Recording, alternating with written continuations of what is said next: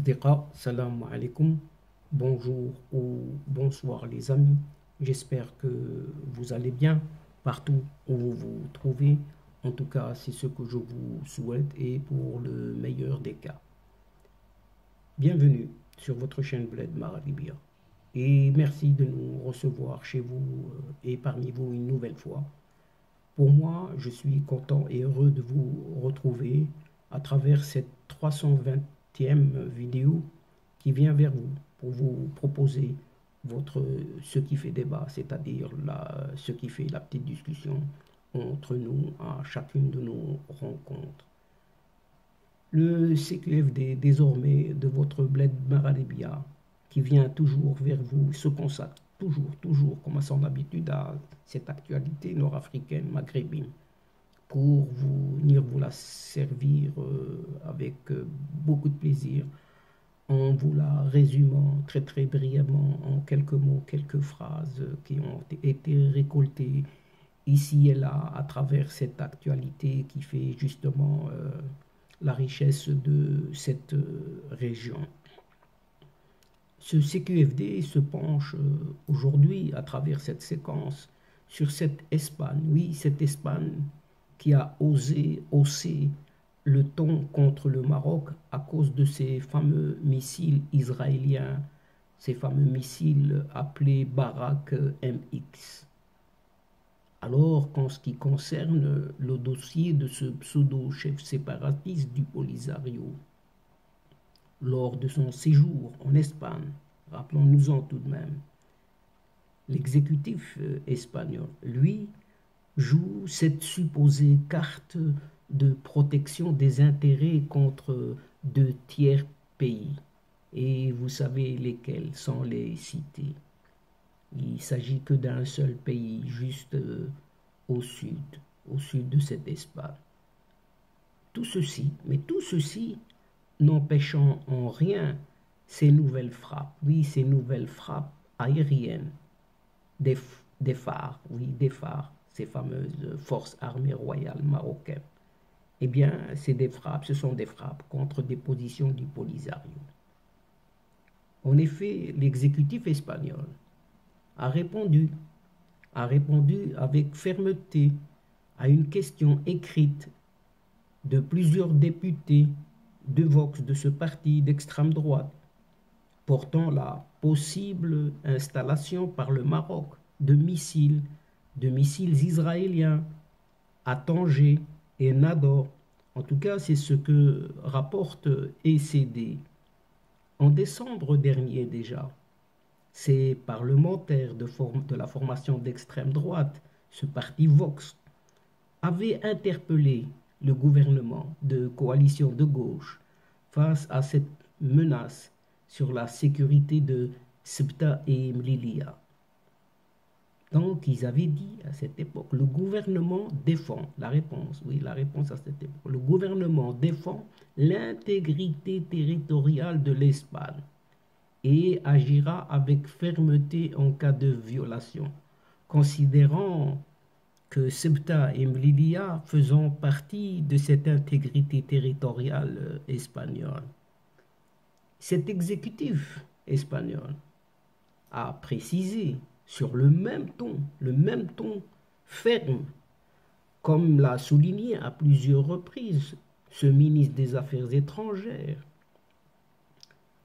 Union européenne et coopération, un certain José Manuel Alvarez, ce gouvernement défendra les valeurs et les droits des citoyens espagnols et les intérêts de l'Espagne à tout moment. Le 7 février dernier déjà, en réponse à une question écrite du sénateur du parti Compromis, un parti gauche de la région de Valence, un certain Carlos Mulet, le cabinet de Pedro Sánchez soulignait que le Maroc est souverain d'installer des missiles et des drones près de Ceuta et Melilla. L'exécutif de Pedro Sánchez a même ajouté que le royaume marocain est dans son droit de gérer la surveillance de ses frontières avec les moyens qu'ils jugent appropriés. Mais, chers amis, depuis, il y a eu deux événements majeurs qui se sont produits, pouvant expliquer le changement de ton, oui, de ton espagnol, puisque ce 13 février dernier, le Maroc a commandé des missiles israéliens, pas n'importe lesquels, de défense antiaérienne et antimissiles, dénommés Barak MX, dont le contrat s'élèverait à quelques 500 millions de dollars, près de 4 milliards 700 millions de dirhams. Et une semaine plus tard, les forces armées royales, donc ces fameuses FARC, annoncent la création de la zone militaire Est, avec Nador dans son champ d'action. Mais alors, en ce qui concerne un certain Brahim Ghali, vous connaissez de ce nom, mais il possède un autre patronyme offert par cette Algérie. Brahim Ghali, eh bien, c'est ce Mohamed Ben Batouche. Lors de son accueil en Espagne, eh bien, cet exécutif espagnol, lui, joue cette carte de protection des intérêts contre de tiers pays, visant par là, bien évidemment, le Maroc. En effet, dans son entreprise, a classé l'enquête du juge d'instruction, ce Raphaël Lassala, sur l'entrée en catimini et sous une fausse identité de ce Brahim Ghali Ben Batouche en Espagne. Le gouvernement de Pedro Sánchez avance une toute nouvelle carte, pour ne pas dire une toute autre carte. La direction des services juridiques de l'État, relevant du ministère de la Justice tout de même, a estimé que sa demande de mettre un terme aux investigations, oui, vous entendez bien, de mettre un terme aux investigations et à même de protéger les intérêts de cette Espagne contre de tiers pays. Quand on dit contre de tiers pays, c'est une allusion, une simple allusion, bien évidemment, au Maroc. Pas moins que ça et pas plus que ça. Cette instance, a justifié ce silence de cet exécutif espagnol et les exceptions aux règles générales accordées le 18 avril 2021 à ce chef de ce Polisario ainsi qu'à son fils, expliquant que ces décisions sont légales, raisonnables et proportionnées. En tout cas, c'est ce que rapporte El Mundo.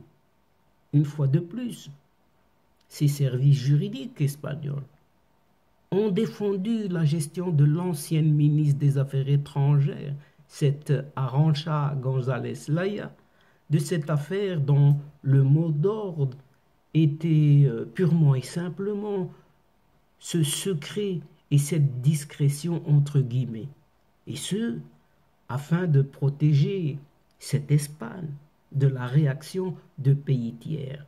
Et réaction de pays tiers, il n'y a que ce Maroc en vue. La direction des services juridiques de l'État a déjà reconnu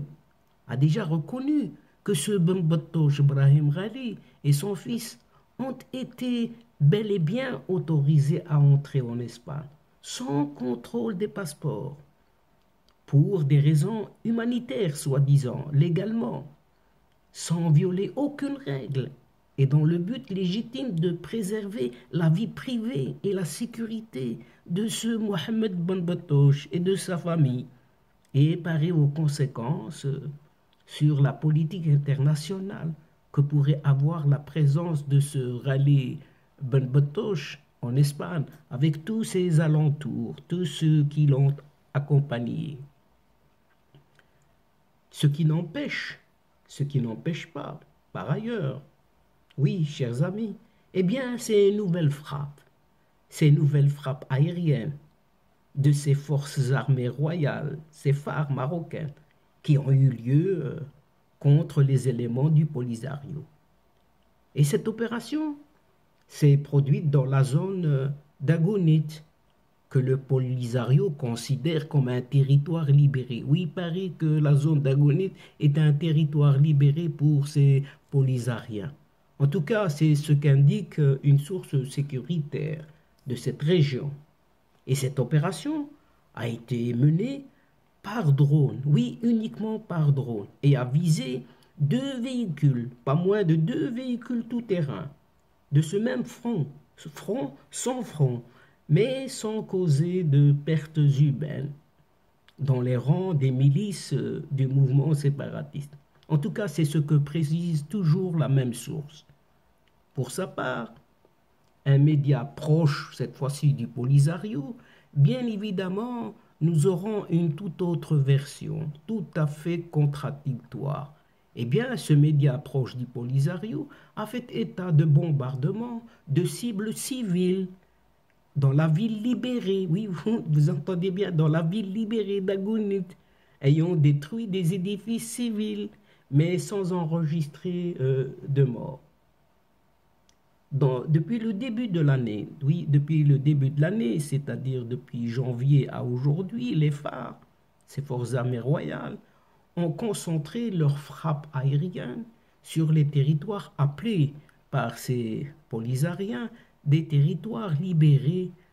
Libérés par qui? Eh bien, par le Polisario. En témoigne l'opération datant de fin janvier dernier, au cours de laquelle eh bien, des avions Mirage F1 et F-16 avaient bombardé des positions tenues par ce Polisario, soi-disant à Tifariti, à Bir Lahlou et Mhirs. Et donc, c'est sur cette dernière nouvelle qui nous vient des deux côtés de ces Polisariens. Eh bien, chers amis, chers adeptes de la chaîne, c'est ici que prend fin cette séquence en prenant congé d'eux. Mais néanmoins, nous espérons vous retrouver très très bientôt avec un immense plaisir pour vous relater d'autres thèmes, d'autres sujets lors de vos prochaines vidéos de votre CQFD, c'est-à-dire ce qui fait discussion entre nous à chaque fois. Merci pour votre confiance, pour votre fidélité, pour votre patience, pour votre participation, de nous écouter, de nous suivre jusqu'au bout des séquences. Et vos séquences attendent comme toujours énormément de vous, à savoir votre soutien, votre aide, vos encouragements. Mais néanmoins, ne nous oubliez pas de nous aider mutuellement et d'aider votre chaîne en vous y abonnant très très nombreux afin d'y être informé très très rapidement et ce en toute primeur bien sûr. Mais n'hésitez surtout pas de partager au grand maximum partout autour de vous où vous pouvez le faire les séquences vidéo de votre chaîne Bled Maghrébien. Pour ma part, il ne me reste plus qu'à vous dire au revoir les amis. Al-Asdiqa, salam alaikum wa rahmatullah wa barakatuh. À la prochaine fois et à bientôt. إلى اللقاء في حصة أخرى إن شاء الله مع السلامة.